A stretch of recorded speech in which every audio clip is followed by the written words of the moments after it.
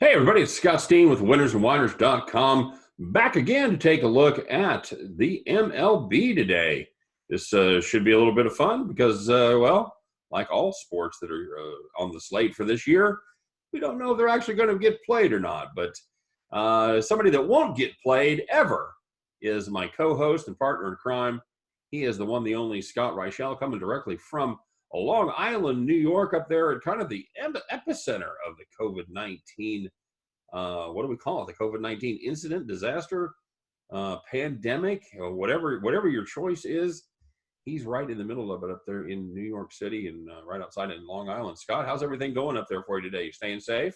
Yeah, I've been indoors for the last I don't even know, couple months. I So mean, I was going to ask, when do you go to the store? Do you go out? Do you do anything? What do you do? for the most part, well, besides making videos with you, which is obviously the best part of my day. Yeah, I've been playing some online poker. I feel like I was supposed to say that, so I threw that out. Absolutely, Yeah, absolutely yeah, appreciate it. no, yeah, no big deal. Playing some online poker, watching movies. Been working out a bit from home. I mean, you got to get creative in these times. Right. I know some people are going for walks and all over the neighborhood. Decent amount of people going for walks. So at the same point, even though it might be, make sense for some exercising, I don't really know if you can social distance when half the neighborhood is actually walking around the block. So I don't really know if that really does anything. But either or, you got to just get creative. I've been trying to watch at least one new movie every day. So that's kind of been how I'm getting by. So we should start doing Scott's movie review. What's the latest movie that you've seen? I actually watched War Dogs yesterday with Jonah Hill and Miles Teller. Oh, okay. They Okay. play gun runners. It's based on a true story. Yeah, I remember that. Well, not a great movie. I thought it was fine. I mean, it really depends on your expectations to go in. I thought the plot itself was interesting, and it kept me visually engaged. So it's really all you can ask for a movie. So I thought it was fine. Okay. All right, well, there you go. And so, when was the last time you were out of your front door? When was the last time you went outside of your house? Uh, a couple days ago, because I rotate between my parents, so I spend some time here and there. So I Okay. kind of branch out. In terms of seeing friends or anything like that, that was pre-outbreak. I haven't seen any of my friends in person in over a month. And what are you doing for food? You guys cooking? You doing drive-through? You doing takeout restaurants? What are you doing? Mostly cooking at home and not drive there and takeout stuff. That's pretty much how you can get by. I mean, grocery stores around New York are actually doing a pretty smart job at limiting the amount of people that can enter a store at a given time. They're also taking temperatures at the front door. Not really sure how good of an idea that is, considering the fact that some people are asymptomatic, but that's a separate category. Overall, I mean, you got to just make the best of a bad situation, and I feel like that's all you can really do at this point. I guess New York City got a little bit of good news yesterday for the first time, and I don't know how long. The death rate actually dropped from about 790 down to 770. So that's I guess that's good news. Only 770 yeah, people. I know. I mean, I'm a little reluctant to start dancing on my desk with joy yet, but I mean, in these times, you kind of look for any type of good any kind of good sign, or things head in the right direction that you can find. So, well, I have some relatives who are living in the city, and they're basically under house arrest by their own devices. So that's really all you can do. I can see that. It looks awful out there. So Scott, obsessively, we're going to talk about baseball, and it's really a shame, and it's a sign of the times that these days you really can't talk about any sporting event without putting the spin of what the coronavirus means to that particular season. We've already got we've lost, of course, March Madness. That's gone for this year. The NBA and the NHL. Who knows? Who knows when they're going to be back in play? They're trying desperately not to tank their whole season, but I don't know how that's going to go as it gets later and later. Football is in flux, but now we're going to talk about a little bit about MLB, and they've put out some creative plans. The first plan was to play all the games in Arizona and basically just sequester everyone down there in the desert.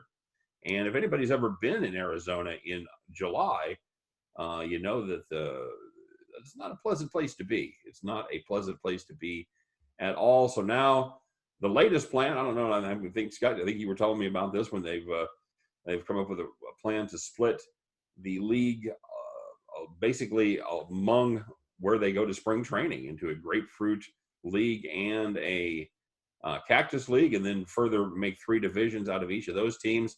and it certainly makes for some strange bedfellows. Scott, how do you feel about this new plan that they have floated as a trial balloon? I'm skeptical, and that is putting it lightly. First of all, if you've actually been to the desert in July, congrats on surviving. That's definitely an impressive feat in its own right. See, the issue that I still have is that instead of putting all the teams in 110-degree weather, they decided we're going to put half the teams in 110-degree weather and the other half in 96-degree weather, and we're just going to see what happens. I find that a very interesting idea. I have a lot of issues with this premise. Of course, I understand that under the circumstances, they pretty much have to get as desperate as possible to try to salvage something for player contracts, for continuity purposes with regular seasons, and also just make sure that you don't waste the potential a year of everybody's career in baseball by not having a season.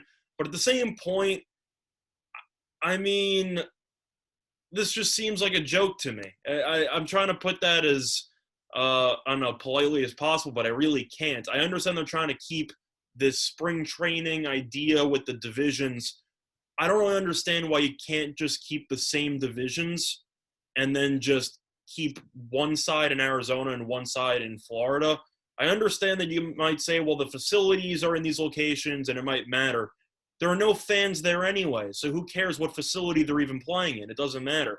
Plus, you still have logistical issues because you're going to have to actually make sure that these players can get practice reps so they don't just come in ice cold after a couple months off and just throw them back in, which might cause some injury concerns. I'm very skeptical of this idea. Yeah, all those pitchers that were just starting to get stretched out there in 3 weeks or so of spring training, that's all gone. I'm assuming all these guys are still throwing. Most of them have pitching mounds or batting machines at their home. Certainly, a lot of them do, or certainly have easy access to them. But it's certainly not the same as undergoing the daily training and getting back into shape, stretching out those arms that they were doing in spring training. I know you're a Yankees fan, Scott. The proposal that I saw had it split into 6 divisions with the Yankees, Phillies, Toronto Blue Jays, Tigers, and Pirates. That's a bit of a cakewalk there for your Yankees, with the exception of the Phillies there, son. How do you feel about that? I mean, as a Yankees fan, I can't complain, but it's also one of the issues that I actually have with this proposal, which I mentioned to you before we started recording. I understand that you want to keep the same divisions for spring training to create some type of continuity. I mean, if they're all going to be in the same location anyway, you really just can't mix up the divisions to make them a little bit more balanced. I mean, if you're looking at the North, you got the Yankees, Blue Jays, Phillies, Tigers, and Pirates, which I know you just mentioned them. But just to reiterate there, the Phillies didn't make the playoffs last year. The Blue Jays did not make the playoffs last year. The Tigers did not make the playoffs last year. And the Pirates did not make the playoffs last year. So you have one playoff team from last year in that division. And in comparison to the other 2 divisions, you have the Red Sox, the Rays, the Braves, the Twins, and the Orioles. I know the Red Sox didn't make the playoffs last year, but they're usually a playoff team. Right. So you got 3.5 playoff teams usually. The Orioles are a separate category. Right. You have 3.5 playoff teams in that division there. Then you have the East, where you have the Nationals and the Astros. You got both World Series teams, the Cardinals, the Mets, and the Marlins. Similar to the South, you got 3 playoff teams with a borderline 4th in the Mets. So you have 3.5 playoff teams in the South, 3.5 playoff teams in the East, and you have 1 playoff team in the North. You really couldn't have divided that any better. As a Yankees fan, I'm happy, but you definitely could have done something. Right, and then down in Arizona, you've got in the Northeast, you've got the Cubs, Giants, Diamondbacks, Rockies, and Athletics. That's a dreadful division right there.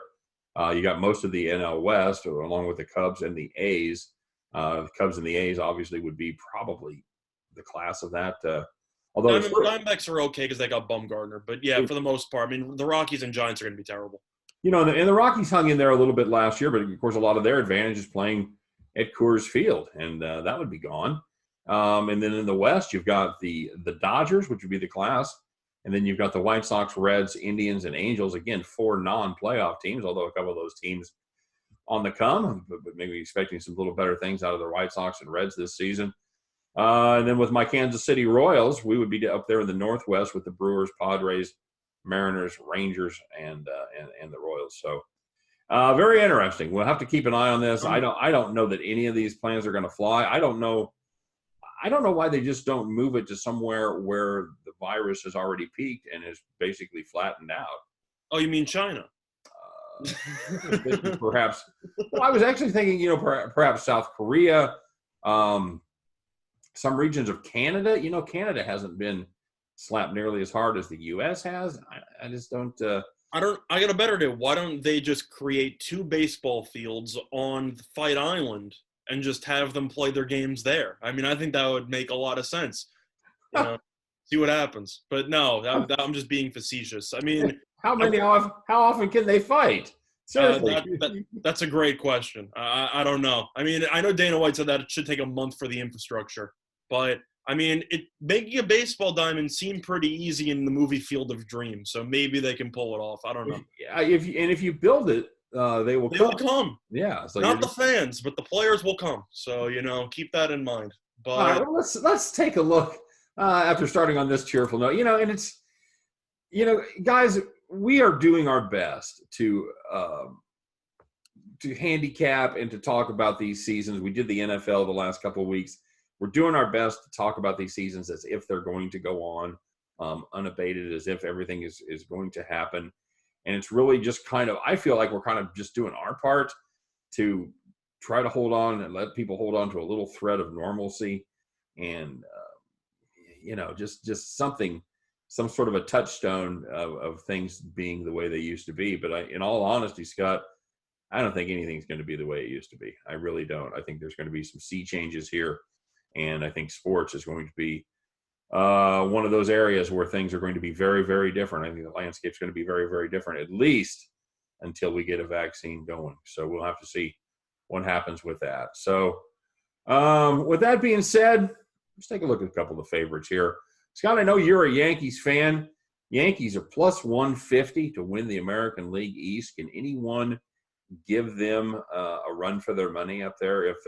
And this is, again, this isn't with the newfangled system. This is with the traditional divisions and a traditional, 162 game season, which is probably already by the wayside. But say 100+ games should be enough to have the cream rise to the top. Is that cream the Yankees? For me, in my opinion, yes. I still think they're the best team in the American League. I know that the Astros were the class of the AL last year. I mean, it seems like so long ago just because of the whole cheating scandal that plagued the early parts of the offseason. But as a whole, the Astros lost their second best pitcher in Garrett Cole, and he went to the Yankees. So I think the Yankees, who are, in my opinion, the second best team in the American League, got one of the best pitchers in the entire league.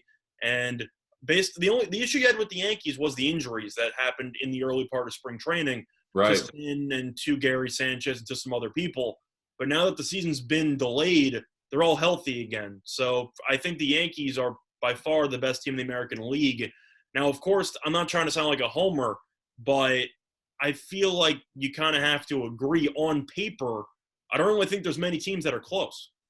No, and, speaking of the injuries there, they had, it looked like Stanton and Judge were going to start the season on the injured list, and that probably won't be the case. They would have hopefully been ready sometime in late April or early May. Well, we're about there, as well as Aaron Hicks. So, yeah, the one chance people would have had to make up a little ground against the Yankees would have been early in the season.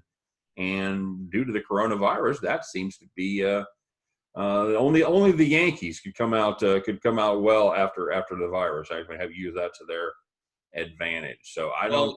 Do you have any teams that you believe are potential sleepers that could make some noise?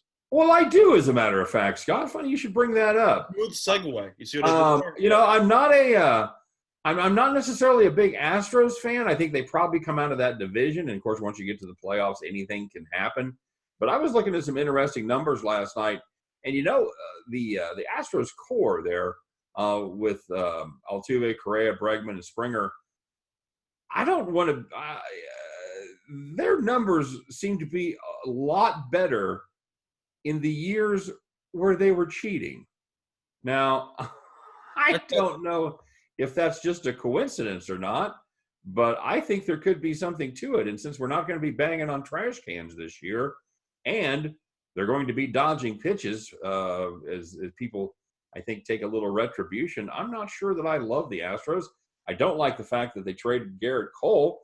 It leaves them with a rotation of Greinke, Verlander, McCullers, and Urquidy, and you can guess on the fifth spot. Greinke was good after coming over. He was 8-1, 3.02 ERA. Verlander is, of course, Verlandered his butt off last year. But McCullers, Urquidy, I don't know. I don't know. It's hard to, they've definitely got some talent. Certainly one of the most talented rosters. The pitching staff, I'm just not convinced. I'll tell you who I like as a sleeper, and I like him at a nice price right here to win the American League, is the Twins. They led they led the majors in home runs last year. They added Josh Donaldson at third base. Certainly shores up that position, which was a very weak spot for the Twins last season, especially on the defensive side. And they've got a sneaky good rotation. They picked up Kenta Maeda from the Dodgers. They picked up Homer Bailey, dope, from the Royals, and Jhoulys Chacin from the Pittsburgh Pirates. Now, Bailey and Chacin, very, very inconsistent. They've definitely shown flashes of brilliance. But I like those top three guys, Jose Barrios, Odorizzi, and Kenta Maeda. Any thoughts there on the Twins, Scott? Well, if you look at their lineup on paper, you can make an argument that it's the best lineup in all of baseball. Now, of course, the Twins and the key to their success will be avoiding the Yankees in the playoff, because we all know how that has worked out in the last couple of years. Not well. Yeah, not well. That's how I'll put it. But Minnesota, I actually do really like Rocco Baldelli as a manager. I thought he did a really good job last year. The pitching staff is going to always be the issue for this team based on how the lineup worked out. So I'm a little bit skeptical with that and the bullpen.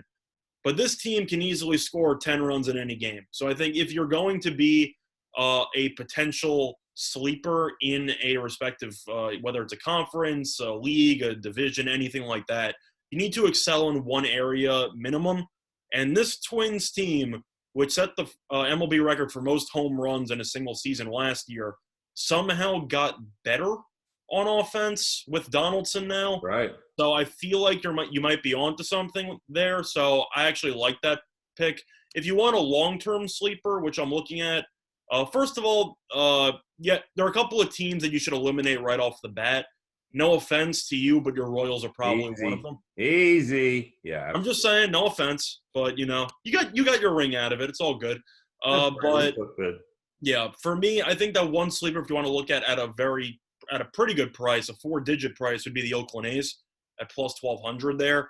I know that they've lost, I believe it's each of their last, 7 elimination games, 8 elimination games. They have a really bad track record, and they've lost in the wild card game a couple of times. But at the end of the day, what the Nationals proved last year was that as long as you can get into the dance, it might be worth it in its own right. And Oakland definitely has the talent to get into the dance almost every year. I mean, Billy Beane's a legend in his own right, doing what he can with a limited payroll. But people also forget that Minaya missed a ton of the season last year, and he came back for the postseason.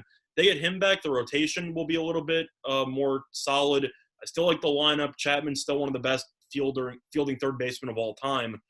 I actually like the makeup of that roster. I think the team's pretty good. And I think if you're looking for a team that you could potentially buy out of or hedge at some point in the playoffs, I think Oakland at a 4-digit price is definitely a worthwhile option. Yeah, and the problem that you have with the A's, though, is the problem that you have with any team in the NL West. It's getting out of the division. It's keeping yourself out of the one-game playoff where it really is a crapshoot.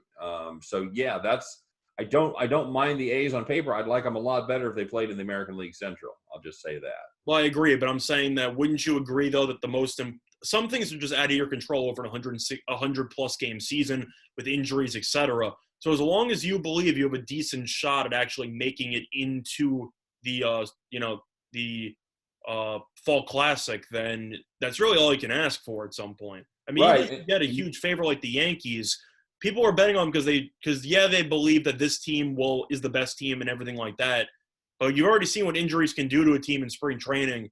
And based on that, people are betting the Yankees and people are betting other teams because they believe that they're basically a lock to make the playoffs in the first place, which is probably the hardest obstacle to overcome. So if you end up taking one of these long-term dog prices and you believe they can sneak in, that's really all you can ask for from an underdog perspective. Yeah, it really is. And Billy Bean says once you get to postseason, all bets are off. It's luck becomes much more of a factor, and it's more. Unfortunately, all bets have been against them over the course of their existence, but that's a separate story. So let me ask you about another 12-1 team, at least how I have them listed here. Talk me out of the Chicago White Sox not being this year's Cleveland Browns. My advice to you would be wait until they actually finish a season over 500 before you bet on them to make a run. Same exact advice for the Browns, even though we were both on the over for their win totals. At the same point, do I like the moves the White Sox made during the offseason? Yes, I do think they made some moves, and I do think that the youth is very promising in that farm system. But you got to show me something first. That's the same thing with the Reds. I do like the Reds on paper. We'll get to them maybe in a little bit. We mentioned them briefly. Right. But until you actually show me that all these new pieces can coexist and that this team is capable of keeping the winning mindset for 100-plus games, I can't take them. That's just how I view it. I do like that rotation. I like Giolito and Keuchel at the top. They've got Gio Gonzalez, Dylan Cease, and Reynaldo Lopez. I think there's some potential with that rotation. So I think that may help mitigate some of the growing pains that the everyday younger position players have. We'll see what happens. I think the American League Central will be an interesting division. Yeah, let me just ask something. I know that the divisions play a huge factor, but based on the rosters, do you think that the White Sox should be the same price as the A's? Yeah, I probably like their pitching better. I don't like their position players as much, but I just like how the A's have actually been there. So I feel like they have some type of experience. It might be very limited because they don't win a game in the playoffs historically in recent years, but the White Sox can't finish a season with a winning record. So I think the idea that they're plus 1,200, some of that's based on division. I get it because their division's really bad. A lot of it's based on division. Yeah, I understand that. And I understand that the Angels are supposed to be better and the Astros are going to be worse, but they're still probably better than the A's. There's a tougher division. But I feel a lot more confident backing the A's than I do with the White Sox. I feel like the White Sox have a stronger chance of implosion. And based on that, I would probably lean to the A's if I had a choice between the two. Well, the American League Central's new motto for this season is, hey, somebody's got to win it. So why not the White Sox? Well, that's actually one other thing is that the White Sox don't usually have a winning record, but you might not need a winning record to win the AL Central. So, that's something to keep in mind. So let's talk about one more team that's in a terrible division that is and getting a nice price on them. It's the 33-1 Texas Rangers. Now, the Rangers got some boppers, and they've got a sneaky good rotation. They've got Mike Minor, Lance Lynn, Corey Kluber. Now, you don't know what you're going to get with Kluber. He's been pretty much shite of the entire last year and most of the year before that. He was injured, so you also don't know how he's going to come back from that. That's right. They've also got Kyle Gibson from the Twins. They've got Jordan Lyles. Scott, that's not a horrible rotation right there. If you wanted to dream a little bit, they've always got the bats. Can the Rangers make any kind of noise? I think at plus 3,300, that's a decent price. You mentioned the rotation. I think that's a decent rotation. Is it great? No. Is the bullpen usually terrible? Yes. But at the same point, I said my argument with the Twins was that if you're going to take a team that you believe can make a run, they need to excel in one area. And I feel like even though the Rangers might not fully excel to the extent that the Twins excel, their offense still is usually pretty good. I mean, Some of that could be based on the stadium they play in, so that does play a factor. But for me, I think at plus 3,300, this team was actually doing pretty well before the All-Star break. They were over 500. They were in the hunt. And they completely imploded down the stretch in the second half. Absolutely. So if you wanted to base something on that, especially with a potentially shortened season, if the Rangers could at least somewhat duplicate what they did in the first half of last season, which is 81 games as opposed to maybe 110, then I think at plus 3,300, you can throw in some change on that and see what happens. It might not be a bad time to put a little lunch money on that, because if they do something different with the realignment and the different divisions, I think the odds on the Rangers will become much smaller. I think you're probably going to be closer, depending on who they line up with. But I think you're probably going to be in the 15 to 20 to 1 range. I think there's value to be had locking up 33-1 today as we speak. All right, so let's go on to the National League here. As with the American League, there is one team that is an absolute prohibitive favorite, as they often are. That is the Los Angeles Dodgers at plus 140. to win the league championship. They did okay in the offseason. They picked up a couple of fair players from the Boston Red Sox. Perhaps you've heard of Mookie Betts and David Price. Now, the bad side is they lost 3/5 of their starting rotation to Hyun-Jin Ryu, Rich Hill, and Kenta Maeda. Scott is a rotation with Pedro Baez, Walker Buehler, Kenley Jansen, and Joe Kelly, and Kate Clayton Kershaw, David Price, Stripling. How does that play out? What 5 guys do you plug in for starters? And is it going to be enough? Is that going to be enough pitching? Well, I'll tell you what, it probably can't be worse than the way that their postseason ended last year. I'll tell you that much. I'm still traumatized from that game, actually, with the Nationals, because I made a props video or a futures video, and this is a slight segue. I made a futures video for the MLB postseason last year, and 2 of the picks I gave out the Dodgers to beat the Nationals in 5 games at plus 333. And they were up 2 runs, and it was it the 7th or the 8th, and they ended up blowing it. Right. And I also had the Astros to win the World Series, and they lost in 7. So I had 2 separate elimination games, which could have gone either way, that went against me. That Dodgers one, though, is an all-time bad beat for me. That's terrible. You're up 2 runs. They bring in Kershaw. I don't even want to talk. That's part of the reason why I'm skeptical of the Dodgers. It's not even the rotation. I just really don't like Dave Roberts. I've said it numerous times. I know that they lost in the World Series to the Red Sox, and the Red Sox were the better overall team, and the Astros were allegedly cheating during that World Series. That's a separate, argument there. I just really don't think Roberts is a good manager. I think him keeping Kelly in for that second inning was an absolute abomination. And they brought in Jansen after he gave up the grand slam. Made no sense. Was one of the worst managerial jobs I've seen in a playoff game. And that's kind of my bigger concern. Now, the Dodgers rotation, is it going to be an issue? Potentially. But I think we can agree the Dodgers should still end up winning 100-plus games. And their very solid rotation last year didn't really do much in the postseason with the exception of Walker Buehler, who I think Buehler is a star. There's no real way around it. Kershaw, I think, I don't want to say he's already passed down the torch, but I think for the most part he's passed down the torch to Buehler. I think Buehler's going to run the National League for the next, decade or so. He's really just that good. So based on that, you might need to find one other pitcher. Maybe the Dodgers can trade for somebody right before the trade deadline. But at the end of the day, it's the Dodgers' tradition to throw as much money as possible into the roster just for them to fall short. So would I feel confident taking the Dodgers at plus 140? No, because they've never done it before, and I don't think you're getting a good price on it. So for me, I'm going to pass on the Dodgers, but they should still easily win their division. Tell me who you like. Tell me who your second choice is there. For me, I love the Braves. I know that they ended up choking.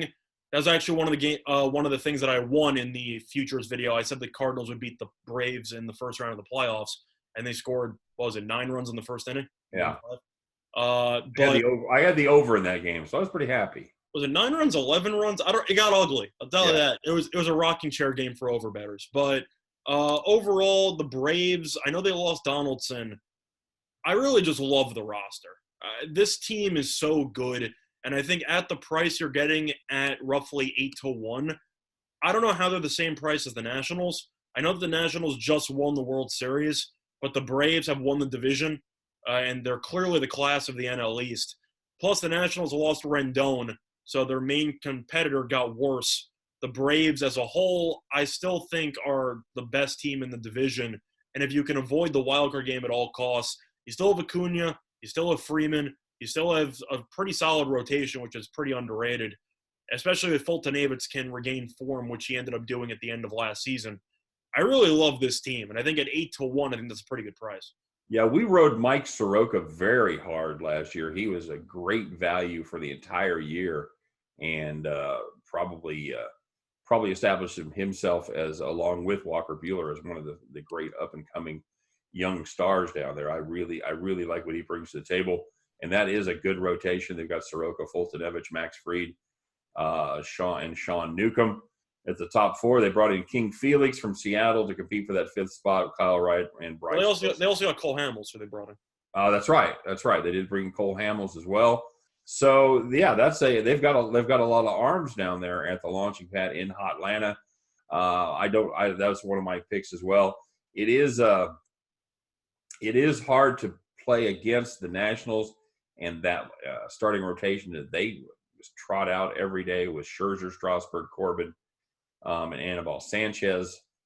And they've got, but they've got some problems, and mainly they have nobody to play third base. They've got the 22-year-old, what is it, Kai Boom, one of the greatest names of a baseball player, certainly in my life. Yeah, it's a hot take. I don't think he's going to put up Rendon numbers. That's just my opinion on that one. Probably not the first season. No, they're talking about trying to ease him into the starting rotation there, starting lineup. I'm assuming you agree that the Braves, even though the Nationals just won the World Series, the Braves, even though they also won the division last year, I think they're clearly the class of the division.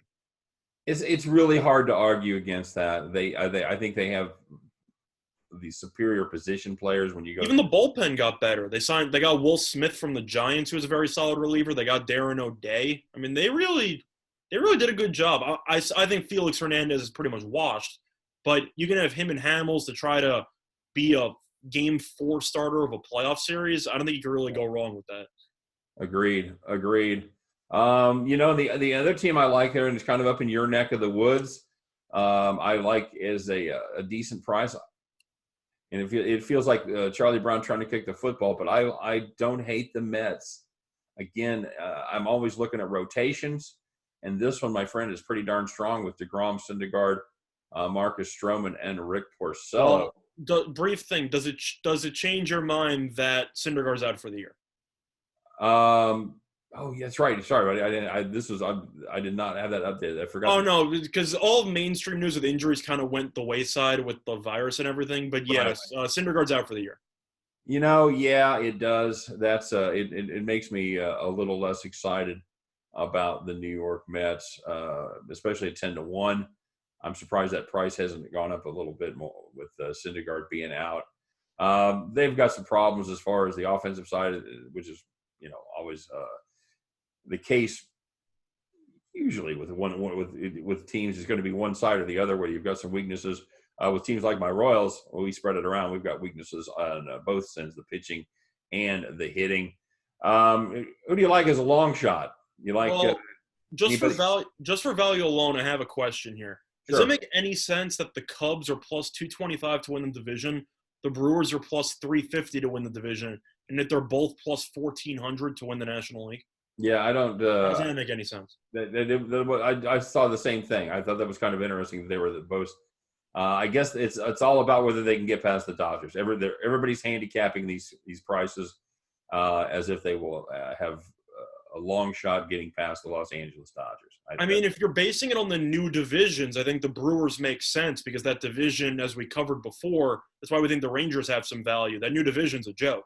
Right. If you wanted to go based on the new division, you could look at the Brewers. Assuming old divisions, if the Cubs are favored to win the division and the Brewers are projected to come in fourth, then I got to lean with the Cubs at plus 1,400 because they got the same odds as the Brewers. I mean, do I think the Cubs are going to actually win the National League? No. But that they have the offense usually to, make teams uncomfortable, and they have the ability to win games in a variety of ways. Now, the one question that you're going to have is they lost their manager with Joe Madden. Is Ross the guy? And nobody really knows because he's never managed a game before, and it's going to be under extenuating circumstances this season. I'm kind of a bold take here. I was never really a Joe Madden guy.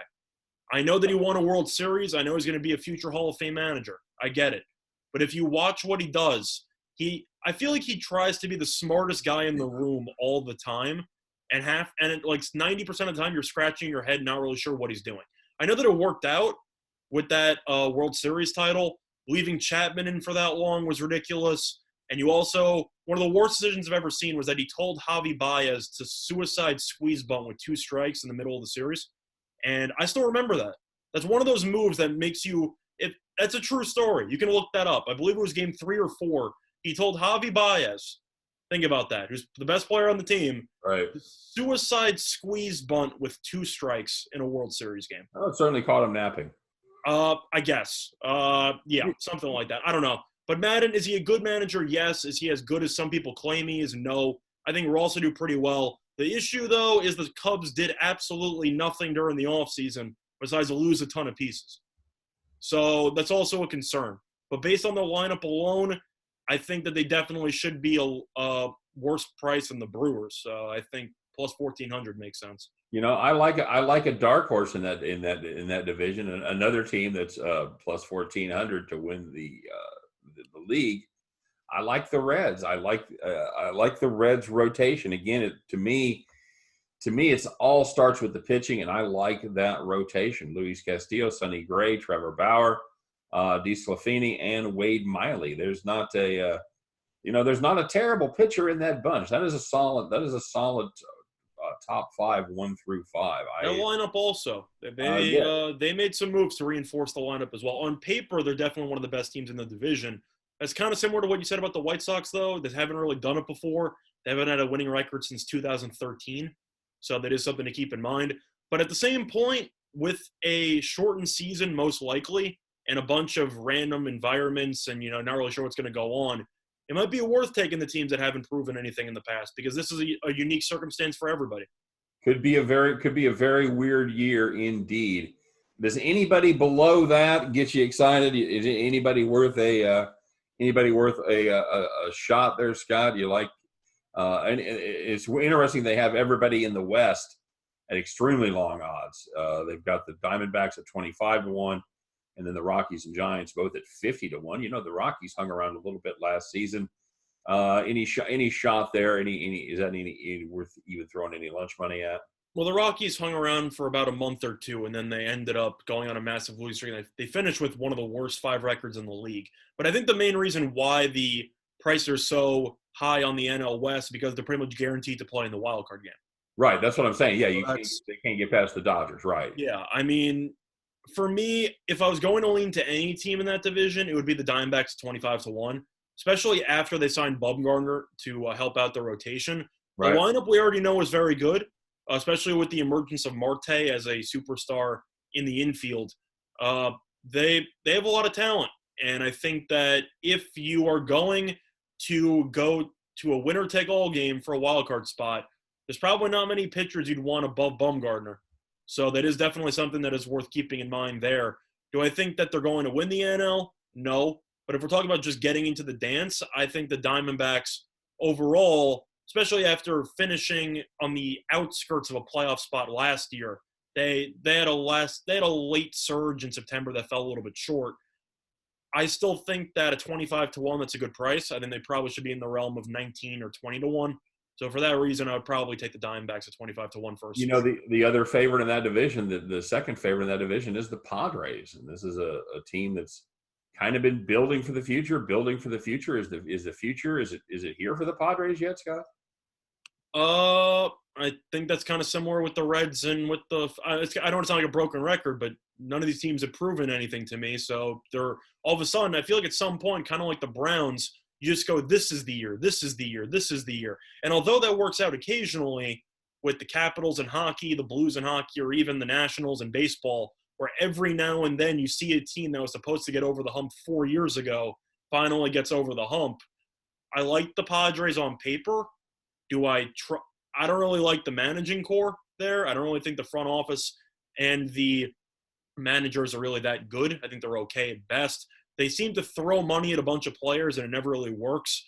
Overall, I think you could argue for a sprinkle. I feel a lot better based on price alone of taking the Diamondbacks over the Padres, but that's just based on value alone. All right, Scott. So let's yeah, I agree. I think it's there's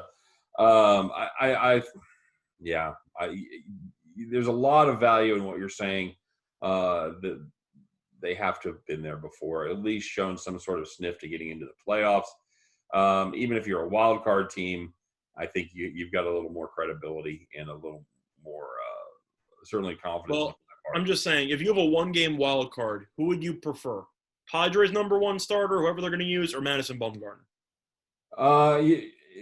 It's not even close. You'd have to go with Mad Bum unless he shows some kind of serious drop off this year.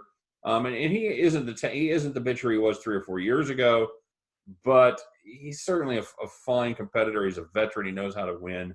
I don't even know who would be the Padres number 1 at this point. I don't know. Let me actually look at that for a second.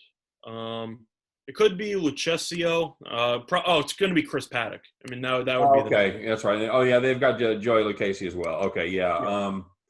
Yeah, Paddock, both of those guys really showed glimpses last year. Yeah, Paddock is really good, but he was also a rookie last year. So you have a choice between Bumgarner, who's won multiple World Series, or a second-year guy. I'll take Bumgarner. I know.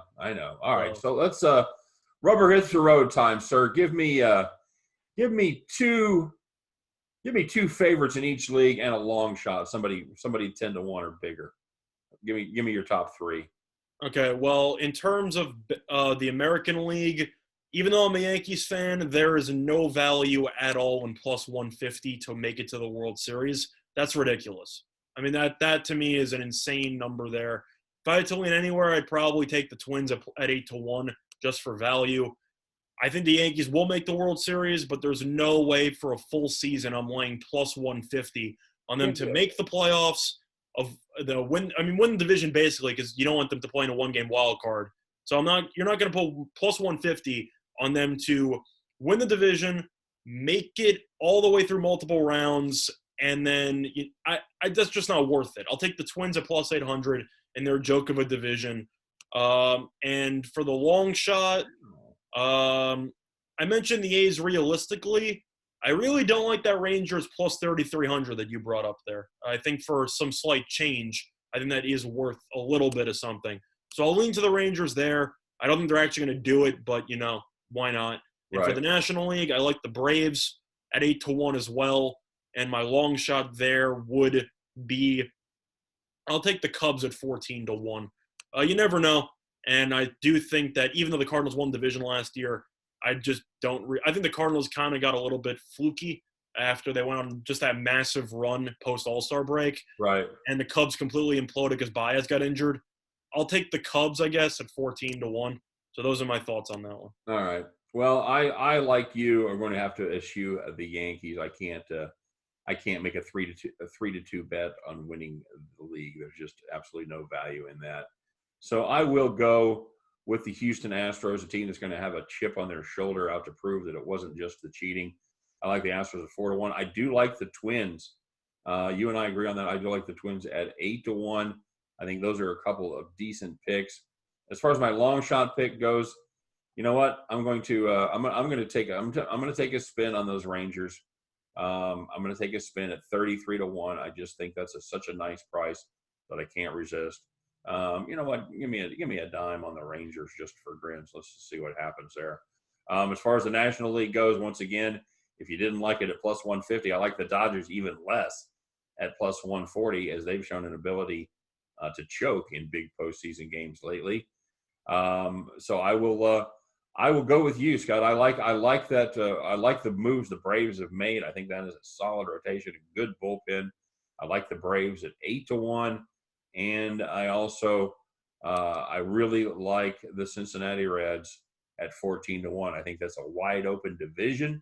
And I think if you can win the division, anything can happen. Give me the Cincinnati Reds at 14-1 as well.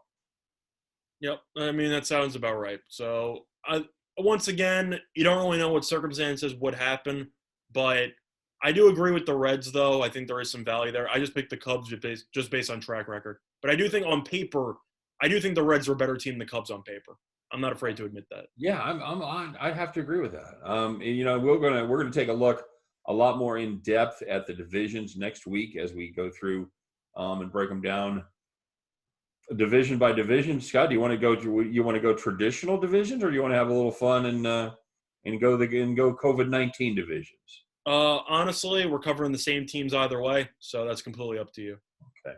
Well, we'll figure it out. I think for sense of continuity, we'll break it down division by division in the old school style.